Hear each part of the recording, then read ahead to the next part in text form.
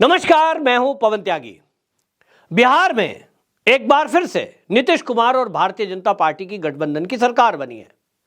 लालू प्रसाद यादव का साथ छोड़कर नीतीश कुमार ने पलटी मारी और वो एनडीए में शामिल हो गए। लेकिन लालू प्रसाद यादव ने खुला एक बिल्कुल तौर पर इनको ऑफर दे दिया नीतीश कुमार को और ये कह दिया कि आपके लिए हमेशा हमारे दरवाजे खुले हैं, जब चाहे आप हमारे गठबंधन में आ सकते हैं। लालू प्रसाद ने ऐसा क्यों कहा है? क्योंकि अभी छोड़कर गए हैं। तो ये एक सुर्रा है और ये एक ऑफर है। किस लिए? इसका आप क्रोनोलॉजी समझिए। नीतीश कुमार जब लालू के साथ थे तब भी उन्होंने इस पैटर्न का इस्तेमाल किया कि जो अपने उसके विधायक हैं उन विधायकों को अपने साथ जोड़े रखने के लिए वो इस तरह की रणनीति का इस्तेमाल करते हैं कि वो बीजेपी के तरफ भी दिखाई देते हैं, तो वो लालू के साथ तो थे ही थे।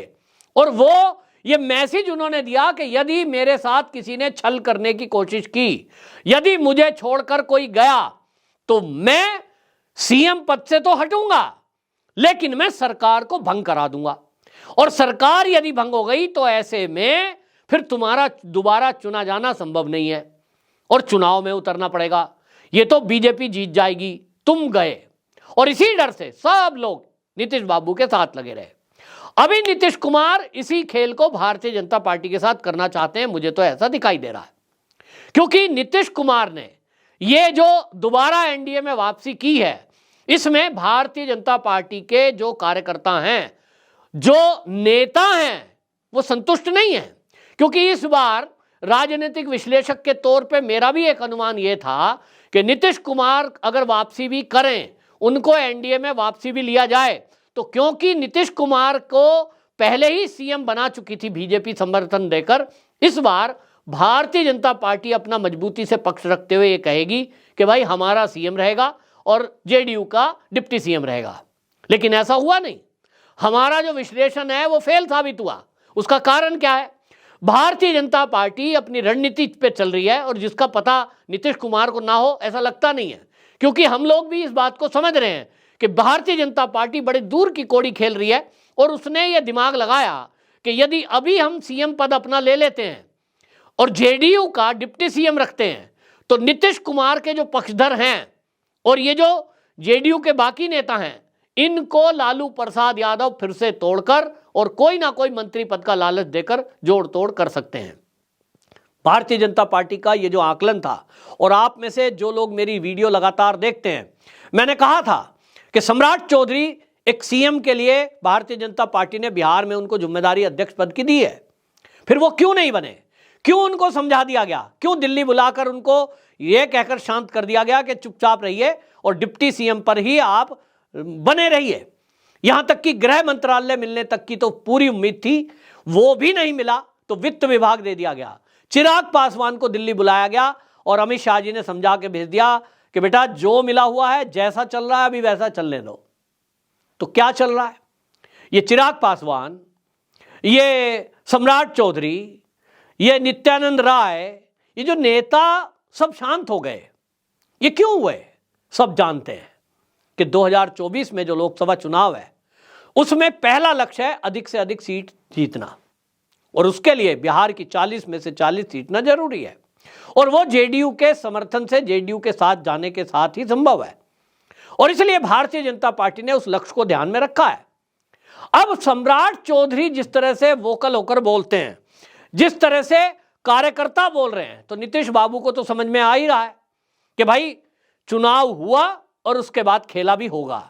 खेला होगा तो भाई आपकी सरकार जाएगी। एक बार तो अमित शाह ने ही बोल दिया है, उन्होंने कहा 25 का चुनाव होने दीजिए, बिहार की सरकार गिरेगी। जब तक ये गठबंधन नहीं हुआ था उसके पहले वो एक रैली में वहां बोल के आए हैं। तो नीतीश कुमार को समझ में आ रहा है कि तुम्हारा जो ये सीएम का पद है ये अप्रैल 2024 तक है, यानी अगले 2 महीने। और इसीलिए वो क्या है, भारतीय जनता पार्टी को भी तोलमोल करने में लगे हुए हैं। लालू प्रसाद का बयान भी उसी रेफरेंस में है। उनको पता है कि अभी गए हैं और उसके बाद भी पलटी राम जन क्या क्या बोल रहे थे, कितना अपमान उनका किया। तो लालू जी को क्या उम्मीद है कि नीतीश कुमार को हम ऑफर देंगे कि आप हमारे साथ आ जाइए, हमारे दरवाजे हमेशा खुले हैं, तो नीतीश कुमार आ जाएंगे। वो ऑफर लालू जी आज दे रहे हैं, लेकिन वो ऑफर नीतीश कुमार को इसलिए दिया जा रहा है वो लालू जी की तरफ से कि अगर आप हमारे साथ आए तो हम आपको 1 साल अगला यानी पूरा जो कार्यकाल है बिहार विधानसभा का वो पूरी करने में हम आपको सीएम बनाए रखेंगे, चिंता ना करिए, क्योंकि भारतीय जनता पार्टी तो आपको हटा सकती है। अब इस तरह से दिमाग में घुसाया जा रहा है। लालू जी का ये जो पैंतरा है ये उन्होंने चला है, और उसके पीछे वो जो गले मिल रहे हैं, वो जो मुबारकबाद दे रहे हैं, इसमें केवल इतनी बात है कि लालू जी को अच्छे से पता है कि वो जमानत पर बाहर हैं, मेडिकल ग्राउंड पे जेल से बाहर हैं। उसके अलावा फिर एक और केस उनका चल रहा है, IRCTC घोटाला और लैंड फॉर जॉब वो घोटाला, और उसमें तो एक बार फिर से तेजस्वी, उनकी पत्नी और बहन ये जेल जाना तय है। लालू जी को लगता है कि वो अगर इस तरह से हाथ मिलाए रखेंगे तो कहीं ना कहीं एक रास्ता नीतीश के जरिए पोलाइट वे बना रहे और ये इसी तरह से जिंदगी जीते रहें, इनके परिवार के लोगों पर कृपा बनी रहे, ये कुछ मैसेज देने की कोशिश है। लेकिन लालू जी ने यह भी स्पष्ट कर दिया जब उनसे पत्रकार ने पूछा कि क्या आप राहुल गांधी को पीएम बनाएंगे, तो वो कहते हैं इसमें क्या हक है, इसमें कोई कहने की बात है क्या।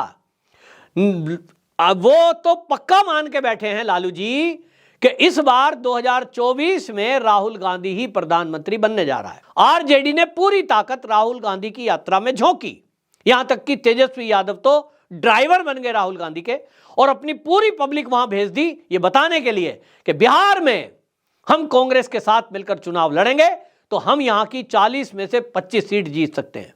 हालांकि ये सपना है, 1 सीट जीत जाए तो बहुत है।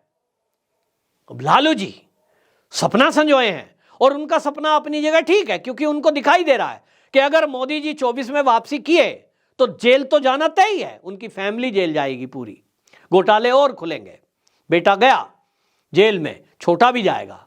ऐसे कुछ कारनामे हो चुके हैं जो ये सरकार में रहे हैं, सत्ता में नीतीश के साथ, वो घोटाले सब खुलेंगे। और इसलिए लालू जी एक सुर्रा छोड़ते हैं, उनको दिखता है कि अगर हम सत्ता में किसी भी शर्त पर रह गए, नीतीश कुमार के साथ हम रह गए, बेशक नीतीश सीएम रहे और हम ऑफर देते रहे, नीतीश को कहते रहे भैया आपके सीएम बनने से हमें कोई दिक्कत नहीं है, हम तो बड़े खुश हैं, मुबारकबाद हो। लगता है कि वो बिहार में जो घोटाले खोलने की बात सम्राट चौधरी ने कही थी कि मैं छोड़ूंगा नहीं, उनको लगता है कि सीएम तो नीतीश है, वो परमिशन देगा ही नहीं, पुलिस उन्हीं के पास है, वो घोटाले खुलेंगे नहीं तो जेल जाने से बचे रहेंगे। अब यही एक बात है जिसलिए भारतीय जनता पार्टी सम्राट चौधरी को गृह मंत्री बनाने की बात कर रही थी। देखते हैं नीतीश कुमार को इस ऑफर का क्या असर पड़ता है, लेकिन इतना तय मानिए कि यदि नीतीश कुमार ने इस बार लालू प्रसाद के साथ जो मिलकर सत्ता चलाई है, और जैसा उन्होंने बयान दिया है कि इन लोगों ने बहुत कमाया है, लाखों लिए हैं, हमको सब पता है, ये भरी विधानसभा में उन्होंने बोला। लेकिन अगर नीतीश कुमार ने आरजेडी के नेताओं के खिलाफ कार्रवाई नहीं की और उनके भ्रष्टाचार नहीं खोले, बिहार की जनता सब समझ रही है, पुराना जमाना नहीं है, नीतीश को माफ नहीं किया जाएगा। यह समझा जाएगा कि नीतीश कुमार वो मतलबखोर व्यक्ति हैं जो दोनों तरफ दो नाव में पैर रखते हैं। भारतीय जनता पार्टी ने जो उनको मान सम्मान दिया उसके बावजूद भी वो लालू जी की ही चापलूसी करने में लगे हैं और उनके भ्रष्टाचारों पर पर्दा डालने का काम कर रहे हैं।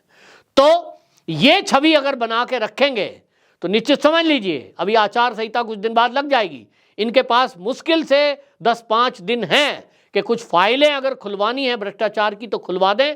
निश्चित जानिए कि नीतीश कुमार ने यदि आरजेडी के नेताओं के भ्रष्टाचारों की फाइल को खोला तो नीतीश कुमार और जेडीयू का ग्राफ इससे बढ़ेगा, जो कि आज डाउन है।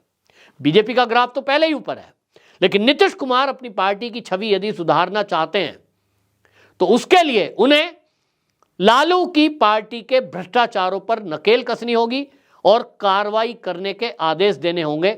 ईमानदारी से उन नेताओं को जेल के पीछे भेजना होगा। यदि कोई सौदेबाजी की और वो लालू प्रसाद यादव के नाव में भी एक पैर रखे रहे सत्ता के लालच में, अगर वो भ्रष्टाचार पर मौन हो गए तो बिहार की जनता कल को पूछेगी नीतीश बाबू आप इतना नीचे क्यों गिर गए, आपने पूरा जीवन लगभग जी लिया, जीवन के अंतिम पड़ाव में आप उस भाषा पर अपने नहीं टिके हो जो आपने विधानसभा में बोला कि बिहार में लोगों ने लूटा। अगर आप कार्रवाई करेंगे तो गरीब व्यक्ति, बिहार का आम मजदूर आपकी तरफ देख रहा है, क्योंकि आप सीएम हैं।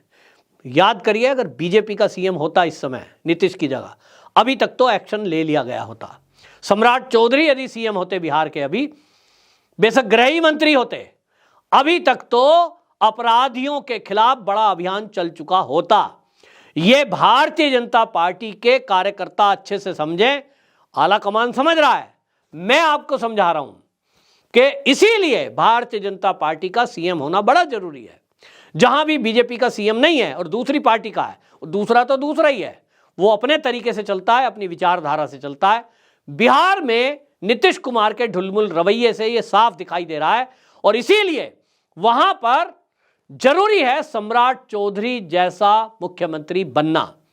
तो निश्चित समझ लीजिए 24 का रिजल्ट क्या होगा वो हम बोल ही रहे हैं, लेकिन उसके बाद नीतीश बाबू का हटाना इसीलिए जरूरी है, या नीतीश कुमार ये सिद्ध करें कि सम्राट चौधरी या बीजेपी का सीएम भले ही ना रहा हो, मैं सीएम हूं, लेकिन मैं भी लालू की पार्टी के किसी नेता से ना तो झुकूंगा ना मैं बिकूंगा। उसके लिए नीतीश कुमार को अपने आप को प्रूव करना होगा, वरना बिहार की जनता की मांग है, नीतीश कुमार समझ लें, वो बीजेपी की मांग नहीं है, बिहार की जनता मांग रही है कि एक ऐसा सख्त वो चाहिए हमें सीएम जो भ्रष्टाचार पर नकेल करे और जिन्होंने बिहार को लूटा है वो जेल के अंदर जाएं।